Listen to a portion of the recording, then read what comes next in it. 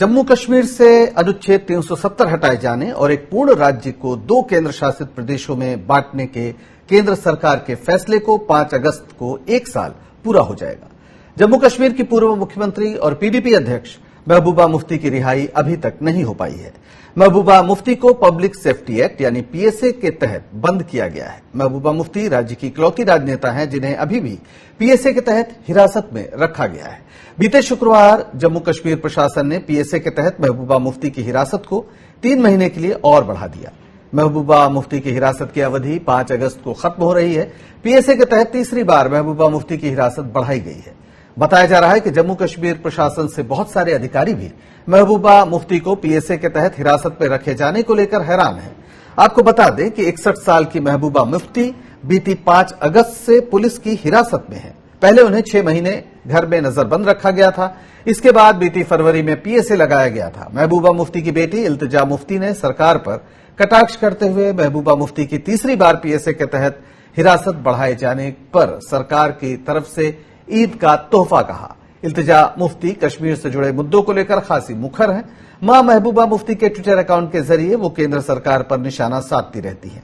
आपको बता दें कि जम्मू कश्मीर के 2 अन्य मुख्यमंत्रियों फारूक अब्दुल्ला और उमर अब्दुल्ला पर भी पीएसए लगा था, लेकिन पीएसए की अवधि पूरी होने पर से पहले ही उनको रिहा कर दिया गया। तो जम्मू कश्मीर की पूर्व सीएम और पीडीपी प्रमुख महबूबा मुफ्ती की बेटी इल्तिजा मुफ्ती ने केंद्र सरकार पर निशाना साधते हुए कहा कि 5 अगस्त हमारे लिए काला दिन है। जम्मू कश्मीर में दहशत का माहौल बनाया जा रहा है।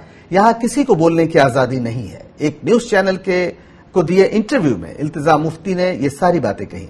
इल्तिजा मुफ्ती ने ये बातें जम्मू कश्मीर से धारा अनुच्छेद 370 हटाए जाने के 1 साल पूरा होने से ठीक पहले कही है। और मुदस्सिर रैशी हमारे संवाददाता श्रीनगर से जुड़ गए हैं। मुदस्सिर, ये जो पूरा मसला है जिसमें फिर से पीएसए बढ़ा दिया गया है महबूबा मुफ्ती पर, इसको लेकर राजनीतिक हलकों में क्या प्रतिक्रिया है और क्या जनता की ओर से भी कोई सवाल, कोई आवाज उठ रही है?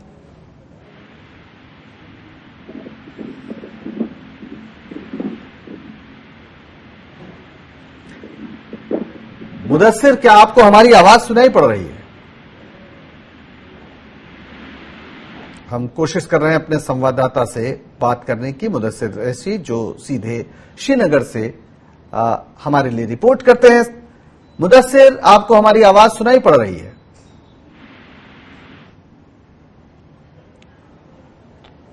तो मुदस्सिर से हम संपर्क करने का प्रयास जारी रखेंगे।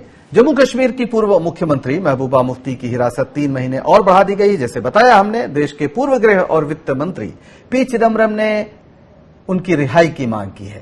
कांग्रेस नेता चिदम्बरम ने कई ट्वीट किए हैं। चिदम्बरम ने कहा कि पीएसए के तहत महबूबा मुफ्ती की हिरासत बढ़ाए जाना कानून का दुरुपयोग है। यह हर नागरिक को संवैधानिक अधिकारों को मिलने वाली गारंटी पर हमला है। चिदम्बरम ने पूछा कि 24 घंटे सुरक्षा घेरे में रखी जा रही 61 साल की पूर्व मुख्यमंत्री सार्वजनिक सुरक्षा के लिए खतरा कैसे है। चिदम्बरम ने यह भी कहा कि महबूबा मुफ्ती ने जिन शर्तों के साथ रिहाई के प्रस्ताव को सही खारिज किया, उन्हें कोई भी स्वाभिमानी राजनीतिक दल मना कर देता। उनकी नजरबंदी के लिए दिए गए कारणों में से एक उनकी पार्टी के झंडे का रंग, इस पर हंसा ही जा सकता है। चिदम्बरम ने ट्वीट कर यह भी कहा कि मैं अनुच्छेद 370 को निरस्त किए जाने को सुप्रीम कोर्ट में चुनौती देने वाले एक मामले में पेश हुए वकीलों में से हूं। अगर मैं अनुच्छेद 370 के खिलाफ बोलूं, जैसा कि मुझे करना चाहिए, क्या यह सार्वजनिक सुरक्षा के लिए खतरा है? चिदम्बरम ने यह भी कहा कि हमें सामूहिक स्तर पर अपनी आवाज बुलंद करनी चाहिए और महबूबा मुफ्ती को फौरन रिहा करने की मांग करनी चाहिए।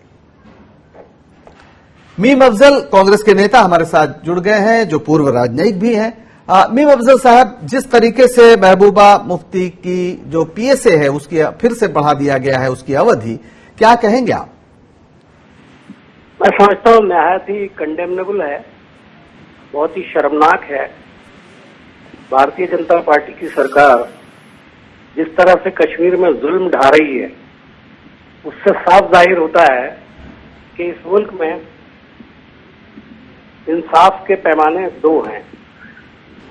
मुल्क के अलग हिस्सों के अंदर अलग और कश्मीर के अंदर अलग।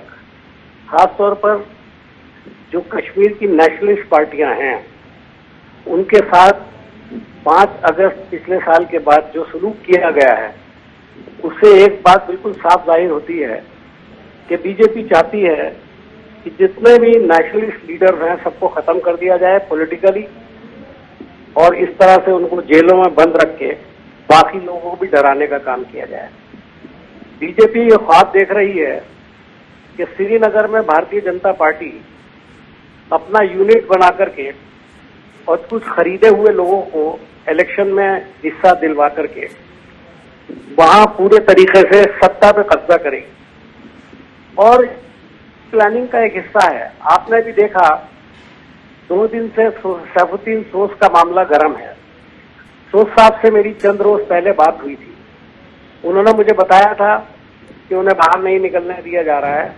जब वो बाहर निकलते हैं तो उनके सिक्योरिटी गार्ड उनको रोक देते हैं, कहते हैं हमको कहा है इनको निकलने मत दीजिए, जबकि उनके खिलाफ डिटेंशन का कोई ऑर्डर नहीं है, ऑफिशियली उनको गिरफ्तार नहीं किया गया है। और उनके साथ जो कुछ किया गया है, 81 साल की उम्र के उस ज़ईफ आदमी और इतने पढ़े लिखे आदमी जिन्होंने भारत की एक हिस्ट्री में एक अहम रोल अदा किया है, उनके साथ अगर ये सलूक किया जा रहा है तो महबूबा मुफ्ती को आज क्यों नहीं ये परेशान करेंगे? ये तो सोचना ही गलत होगा कि वो नहीं करेंगे। मैं सिर्फ इतना कहूंगा कि महबूबा मुफ्ती को आज जो तकलीफ पहुंचाई जा रही है, जिस तरह से उनको बंद किया जा रहा है, उसके पीछे एक रीजन है, और वो सबसे बड़ा रीजन पता है क्या है? कि महबूबा मुफ्ती उनके इशारों पर नाची नहीं। ये जब इनकी सरकार थी तो ये चाहते थे अपने हिसाब से महबूबा मुफ्ती को चलाएं, और उन्होंने एक्सेप्ट करने से इनकार किया था। रिकॉर्ड जो उन्होंने इनके साथ किया था, जो मुआहदा किया था, उसके अंदर ये कहा था कि 370 को हाथ नहीं लगाएंगे जी। लेकिन जाहिर है कि इन्होंने सब कुछ वो किया जिसके वादे किए थे और उसके खिलाफ ही गए। बिल्कुल। तो आपका बहुत शुक्रिया मीम अफजल साहब। समय की थोड़ी कमी है, लेकिन आपने विपक्ष की ओर से गंभीर आवाज उठाई है। आपका बहुत शुक्रिया स्वराज एक्सप्रेस से बात करने के लिए। हमारे साथ अशोक ठाकुर भी जुड़ गए हैं, जो बीजेपी के प्रवक्ता हैं। अशोक जी, आखिर महबूबा मुफ्ती राष्ट्रीय सुरक्षा के लिए इस तरह से खतरा कैसे हो गई? उनकी फिर आप पीएसए की अवधि बढ़ा दी गई है। बहुत सारे वकील हैं, जैसे पूर्व गृह मंत्री पी चिदम्बरम ने फिर कहा कि वो भी इस मुद्दे पर 370 हटाए जाने के खिलाफ बोलते रहे, और वो सुप्रीम कोर्ट में वकील भी हैं इस मुद्दे पर। तो सिर्फ इस बिना पर किसी को राष्ट्रीय सुरक्षा के लिए खतरा कैसे बताया जा सकता है? और आपने लगातार अपने एक पूर्व सहयोगी को इस तरह से जेल में बंद कर रखा है, माफ करिएगा, उन्हें हिरासत में रखा है। पंकज जी, सबसे पहले तो मैं अभी कांग्रेस के प्रवक्ता की बात सुन रहा था जी, और उन्होंने एक ऐसी बात कही जिसका कोई आधार नहीं है कि हमने उनके साथ कुछ ऐसा समझौता किया था कि 370 नहीं हटाएंगे, जबकि ये सर्वविदित है कि डॉक्टर श्यामा प्रसाद मुखर्जी ने जो भारतीय जनता पार्टी उस समय की जनसंघ था, उसके माध्यम से एक आंदोलन खड़ा किया था, और उनका ये डिमांड थी कि कश्मीर भारत का अभिन्न अंग है, और इसमें 370 या 35 ये जो है। अशोक ठाकुर जी, थोड़ा सा हस्तक्षेप कि उसके बाद चिनाब में बहुत पानी बहा, और जब आपने सरकार बनाई थी महबूबा मुफ्ती के साथ, तो आप अपने उस घोषणा पत्र को भी देखे उस चुनाव में, उसमें कहीं नहीं था कि हम 370 हटाएंगे। मैं कह रहा हूँ 370 पर भारतीय जनता पार्टी जनसंघ के समय से, और भारतीय जनता पार्टी की कमिटमेंट जो है वो सार्वजनिक थी, सर्वविदित थी। और अगर कोई इस तरह की बात करता है कि हमने कोई इस तरह की बात की है, समझौता किया है, तो वो बिल्कुल गलत है।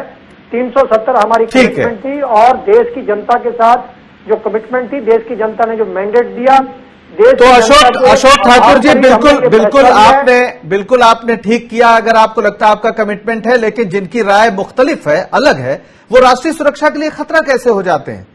नहीं, सरदार पटेल ने 370 की रचना की थी, क्या राष्ट्रीय सुरक्षा के लिए खतरा थे वो? नहीं, सरदार पटेल ने इसकी कोई रचना नहीं करी थी। ये नहीं, फिर तो माफ करिएगा, फिर तो मुझे लगता है कि थोड़ा सा इतिहास में दोबारा जाना पड़ेगा, कोई बात नहीं। लेकिन आपकी मेरा विषय सिर्फ इतना था अशोक जी सिर्फ इतना था कि आप सरकार हैं, आपने बहुमत पाया है, आपको पूरा अधिकार है कि आप अपनी जो आपका चुनाव घोषणा पत्र है या जो कमिटमेंट है उसे पूरा करें। लेकिन जो मुख्तलिफ राय है वो देशद्रोही हो गई, राष्ट्रीय सुरक्षा के लिए खतरा हो गई, ये कैसे हो सकता है? और ये तो आपके साथ मुख्यमंत्री रही आपके समझो गठबंधन की। नहीं, मैं आपसे कह रहा हूं कि ये देश की संसद ने 370 को हटाया है जी ठीक है, और पूरी सर्वसम्मति के साथ हटाया है। इसलिए इस तरह का कोई सवाल करना कि सरदार पटेल अकेले नहीं ला सकते थे उसको, वो पार्लियामेंट या संविधान के तहत ही अगर कोई प्रावधान उन्होंने किया था। और जैसा कि सब जानते हैं कि इसके अंदर जो धाराएं जोड़ी गई थी वो गलत तरीके से जोड़ी गई थी, उस पर भी बहुत सारे डिबेट हो चुके हैं। अशोक जी मेरा सवाल दूसरा है, बन गया है। अशोक जी मेरा सवाल दूसरा है। मेरा कहना है कि आपने जो किया वो सब संवैधानिक तरीके से किया, संसद से किया, बिल्कुल सही है, लेकिन संसद से पास बहुत से कानूनों का विरोध करना लोकतंत्र में हक होता है। जैसे 370 लागू हुआ था और आप विरोध करते थे, वो आपका हक था। किसी ने राष्ट्रीय सुरक्षा के लिए खतरा नहीं कहा। संविधान के प्रावधानों के तहत शांतिपूर्ण तरीके से कोई भी विरोध करना, उसको किसी प्रकार की कोई रोक नहीं है, कोई रोकता नहीं है। लेकिन अगर कोई व्यक्ति देश की तो महबूबा मुफ्ती ने क्या किया है इस तरह का जो संवैधानिक तरीके से नहीं था, ये आप सोचिएगा खुद, कोई बात नहीं। खैर फिर आपसे बात करेंगे इस विषय पर। अभी के लिए आपको धन्यवाद कि आपने समय निकाला हमसे बात करने के लिए।